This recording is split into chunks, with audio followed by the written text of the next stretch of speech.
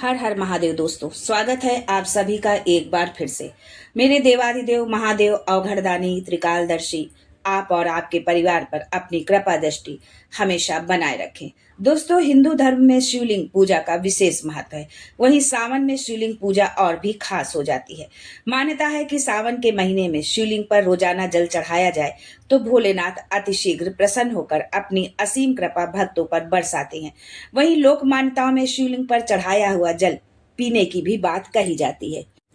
दोस्तों, शिव महापुराण में अभिषेक का महत्व बताया गया है। शिवलिंग का जलाभिषेक शिव कृपा प्राप्ति का सर्वाधिक सरल मार्ग है। शिवलिंग पर जल चढ़ाते समय आप जो पात्र ले वो तांबे का हो, लेकिन तांबे के पात्र से जलाभिषेक ही करें। इसमें दूध डालकर न अर्पित करें। शिव पुराण में बताया गया है कि भिन्न भिन्न चीजों के अभिषेक से अलग अलग फलों की प्राप्ति होती है।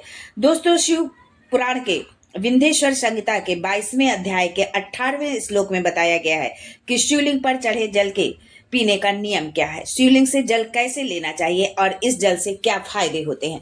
लेकिन ये सब जानने से पहले आपसे रिक्वेस्ट करती हूँ कि वीडियो को लाइक करिएगा, दोस्तों को शेयर कर दीजिएगा और अगर आपने अभी तक चैनल को सब्सक्राइब नहीं किया है तो चैनल को सब्सक्राइब करके बेल आइकन जरूर दबाइएगा। दोस्तों, हिंदू धर्म में भगवान शिव को देवताओं में सबसे उच्च स्थान प्रदान किया गया है। वेद पुराणों में वर्णित है कि अगर कोई व्यक्ति सच्चे दिल से भगवान शिव को सोमवार के दिन जल अर्पण करता है तो उसकी हर एक मनोकामना पूर्ण होती है। दोस्तों, बहुत लोगों में यह भ्रांति है कि शिवलिंग पर चढ़ा जल पीना चाहिए या नहीं। इसका प्रमाण विंध्येश्वर संहिता का यह श्लोक प्रमाणित करता है कि शिवलिंग में चढ़ा हुआ जल पीना चाहिए या नहीं। इस श्लोक इस प्रकार से है: सनापायित विधानेन यो लिंग स्नापनोदकम त्रिपिवेद त्रिविध पाप तस्योयास विनश्यन्ति। विंध्येश्वर संहिता के 22वें अध्याय के 18वें श्लोक में प्रमाण बताया गया है कि जिस जल को शिवलिंग पर चढ़ाया जाता है उस जल को त्रिपवेदम मतलब 3 बार थोड़ा थोड़ा करके पीने से कायिक, वाचिक और मानसिक तीनों प्रकार के रोग दूर होते हैं। शिव जी पर जल अर्पित करते समय इस मंत्र का उच्चारण करना चाहिए: ओम नमः संभवाय च मयो भवाय च नमः शंकराय च मयस्कराय च नमः शिवाय च शिवतराय च। यदि आप इस मंत्र का उच्चारण ना कर पाए तो आप ओम नमः शिवाय, श्री शिवाय नमस्तुभ्यम का जाप भी आप कर सकते हैं। दोस्तों, आप जब शिवलिंग पर जल अर्पित करें तो आपका मुख उत्तर दिशा की ओर होना चाहिए, क्योंकि उत्तर दिशा को शिव जी का बायां अंग माना जाता है जो माता पार्वती को समर्पित है। इस दिशा की ओर मुंह करके जल अर्पित करने से भगवान शिव और माता पार्वती दोनों की कृपा दृष्टि प्राप्त होती है। कभी भी पूर्व दिशा की ओर मुख करके जल ना चढ़ाएं, क्योंकि पूर्व दिशा को भगवान भोलेनाथ का प्रवेश द्वार माना जाता है और इस दिशा की ओर मुख करने पर शिव का द्वार अवरुद्ध होता है और वो रुष्ट हो जाते हैं। दोस्तों, शिव महापुराण के अनुसार जो जल शिवलिंग पर चढ़ाया जाता है उसे 3 बार थोड़ा थोड़ा करके पीना चाहिए। इस जल के पीने से कायिक, वाचिक व मानसिक तीनों प्रकार के रोगों से मुक्ति मिलती है। दोस्तों, वीडियो के अंत तक देखिए। जल से संबंधित व भोलेनाथ से जुड़ी और भी बहुत सारी जानकारी आपको इस वीडियो में मिलने वाली है। पता नहीं कौन सी जानकारी आपके लिए हो, आपके भाग्य को बदलने के लिए हो, इसलिए वीडियो को अंत तक देखें और कमेंट में हर हर महादेव जरूर लिखें। दोस्तों, शिवलिंग पर चढ़ाए गए 1 लोटा जल में आपके सभी विघ्नों, समस्याओं का समाधान छिपा हुआ है।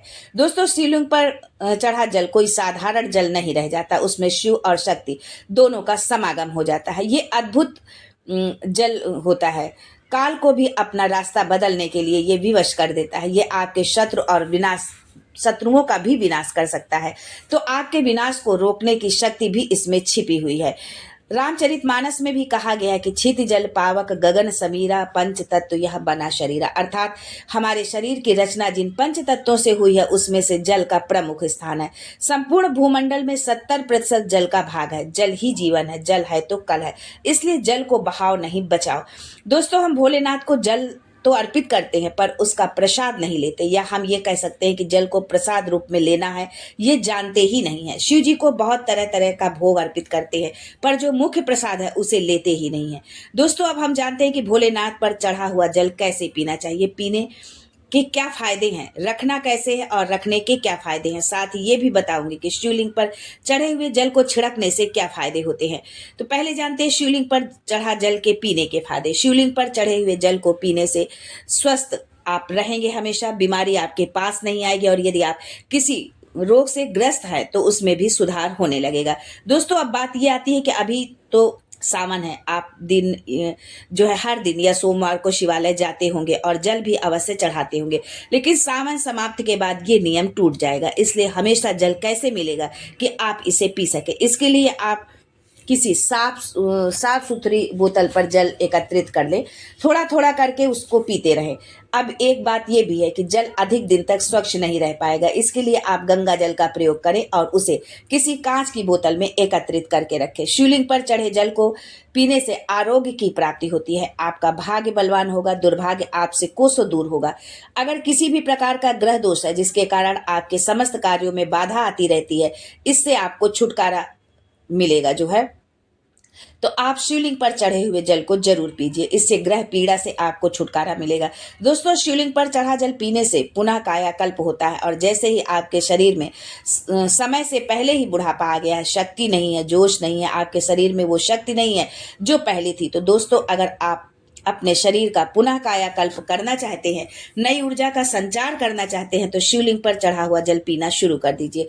जल पीते ही आपके अंदर एक जोश ऊर्जा का संचार शुरू हो जाएगा। दोस्तों, अगर आपसे कोई पाप हो गया है और आप पश्चाताप करना चाहते हैं, पापों से मुक्ति पाना चाहते हैं तो मंत्र साधना के साथ शिवलिंग पर चढ़ा जल पीना शुरू कर दीजिए, आपको अतिशीघ्र सिद्धि की प्राप्ति होगी। दोस्तों, यदि आप किसी मंत्र को सिद्ध करना चाहते हैं, मान लीजिए ओम नमः शिवाय, शिव जी के इस पंचाक्षरी मंत्र को आप सिद्ध करना चाहते हैं, लेकिन ये शीघ्र सिद्ध नहीं हो रहा है, तो इसके लिए आप शिवलिंग पर चढ़े जल को पीजिए और एक माला ओम नमः शिवाय का जाप करिए।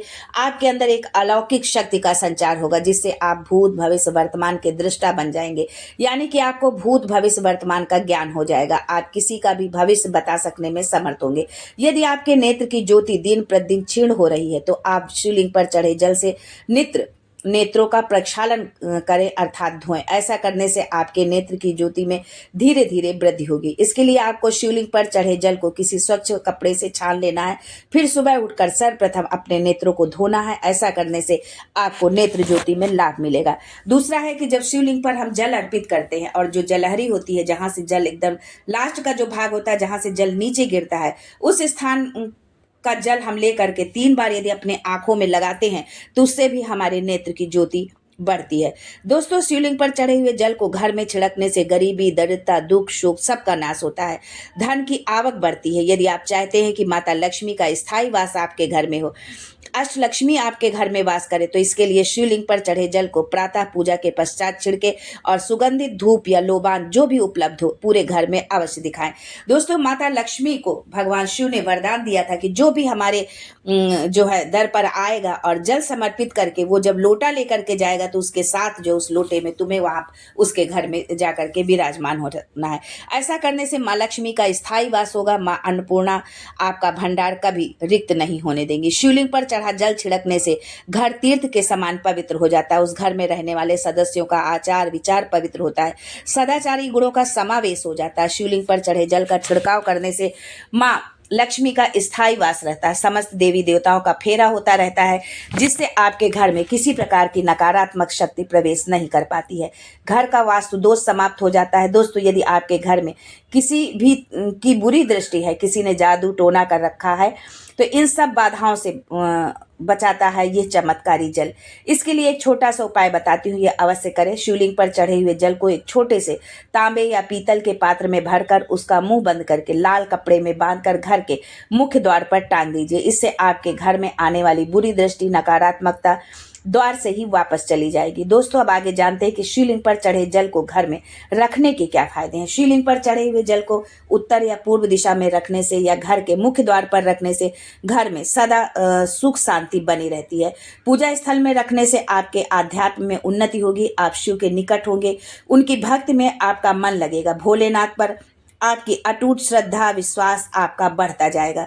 शिवलिंग पर चढ़ा पानी चांदी के बेलपत्र के साथ तांबे के लोटे में जमीन पर दबा कर रखने से घर में अकाल मृत्यु किसी की नहीं होती है। इसे 1 हाथ की गहराई में दबा कर रखें। रोगी व्यक्ति के नहाने के पानी में 2 बूंद शिवलिंग पर चढ़ा जल मिलाकर नहलाते हैं तो उससे लाभ मिलता है। दोस्तों, अब सबसे मुख्य बात है कि शिवलिंग पर चढ़ा हुआ पानी हम कैसे इकट्ठा करें। दोस्तों, शिवलिंग की जलहरी जो होती है उसके नीचे तांबे का पात्र रखकर जल एकत्रित करें। आप भगवान भोलेनाथ का प्रसाद समझकर इकट्ठा करना है। ये तो हुआ जल इकट्ठा करने का तरीका। अब हम खुद कुछ और खास नियम के बारे में जानते हैं। इस पानी पर किसी की छाया न पड़ने देना, जो है इसे पूजा स्थल पर ही रखना, नहीं तो इसकी दिव्यता धीरे धीरे समाप्त होती जाएगी। अपवित्र अवस्था में इसे बिल्कुल स्पर्श न करें, छुए नहीं। घर में किसी सदस्य से मांग कर आप पी सकते हैं। यदि आपने तामसी भोजन, मांस, मदिरा का सेवन किया हुआ है तो इसे न पिए। यदि आपको पीना है तो पहले आपको स्वयं को पवित्र करना पड़ेगा पंचगव्य पीकर। पंचगव्य अर्थात गौ माता से मिलने वाली 5 चीजों से, दूध, दही, घी, गौमूत्र और गोबर। पंचगव्य पीने के बाद ही आप शिवलिंग पर चढ़ा जल पिए। दोस्तों, बिना जो है पूजा उपवास को यदि आप शिव कृपा चाहते हैं तो बस 1 आक का पुष्प भोलेनाथ को चढ़ाने से 1000 गोदान के बराबर फल प्राप्त होता है। एक सफेद कनेर का पुष्प चढ़ाने से 10,000 आक के पुष्प चढ़ाने के बराबर फल प्राप्त होता है। दोस्तों, यदि सफेद कनेर का पुष्प उपलब्ध नहीं है तो एक बेलपत्र शिवलिंग पर चढ़ा देते हैं तो 10,000 कनेर के पुष्प के चढ़ा देने के बराबर फल प्राप्त होता है। दोस्तों, दान तो बहुत लोग करते हैं, अन्न दान, धन दान, गौदान, लेकिन आज जिस दान के बारे में मैं आपको बताने जा रही हूँ, यदि यो दान आपने कर दिया तो आप शिव कृपा के साथ इहलोक और परलोक दोनों सुधार लेंगे। मृत्यु के पश्चात सीधे शिवलोक जाएंगे, जन्म मरण के बंधन से छुटकारा मिल जाएगा, आपको मोक्ष की प्राप्ति होगी। दोस्तों, सावन के महीने में आपको बहुत सारे बेलपत्र इकट्ठे करना है। इसे स्वच्छ करके उल्टा कटा फटा देकर शिव मंदिर में रख देना है। जितने भी शिव भक्त आएंगे उन्हें बेलपत्र देना है भोलेनाथ पर चढ़ाने के लिए। मतलब आप बेलपत्र का दान करेंगे और वो बेलपत्र जितने लोग चढ़ाएंगे उसका 99% फल आपको प्राप्त होगा। जैसे बहुत से लोग मंदिर में घंटा चढ़ाते हैं, पंखा दान करते हैं और भी बहुत सारी चीज मंदिर उपयोगी दान करते हैं, उसी तरह आपको शिव भक्तों के लिए बेलपत्र का दान करना है। बेल सभी दानों में श्रेष्ठ होता है। एक बेलपत्र का दान स्वर्ण दान से भी बढ़कर है। शास्त्रों के अनुसार रोगी व्यक्ति को शिवालय में सावन के महीने में के सोमवार को यदि वो बेलपत्र दान करता है तो उसे अतिशीघ्र लाभ मिलता है। बेलपत्र दान करने से धन की प्राप्ति होगी, कर्ज से छुटकारा मिलेगा, रोग से मुक्ति मिलेगी। दोस्तों, यदि आप कांवड़ यात्रा पर नहीं जा सकते हैं तो मात्र बेलपत्र के दान से आपको कांवड़ यात्रा से भी अधिक फल मिलेगा। दोस्तों, यदि आप जल का दान करते हैं, कांवड़ यात्रियों को जल पिलाते हैं तो ये साक्षात भोलेनाथ को जल अर्पित करने के समान होता है, क्योंकि कांवड़िया भोलेनाथ का रूप होते हैं। दोस्तों, यदि आप मंदिर परिसर में जो है किसी बड़े पात्र में जल भरकर रखते हैं और साथ में तांबे का लोटा रख देते हैं तो जितने शिव भक्त भगवान भोलेनाथ पर उस लोटे से जल अर्पित करेंगे और उससे जो फल की प्राप्ति होगी वो हजारों अश्वमेघ यज्ञ के बराबर होगा। इसका फल आपको शीघ्र मिलेगा। अगला दान जो है घंटे का दान है। यदि आप शिव मंदिर में घंटा दान करते हैं तो मंदिर में होने वाली प्रत्येक पूजा को से आपको उसका जो है लाभ मिलेगा। घंटे को जितने लोग बजाएंगे उससे आपके पूर्वजों की आत्मा तृप्त होगी और उन्हें मोक्ष की प्राप्ति होगी। ये यदि आप ये कार्य कर लेंगे तो बिना पूजा पाठ के आप शिव कृपा के भागीदार बन जाएंगे। तो आज के लिए बस इतना ही। देवाधिदेव महादेव आप और आपके परिवार पर हमेशा अपनी कृपा दृष्टि बनाए रखें। आपके परिवार को हमेशा सुख समृद्धि दें, संपन्नता दें। उनकी कृपा दृष्टि आप पर बनी रहे, इसी कामना के साथ हर हर Mahadev and thanks for watching my video.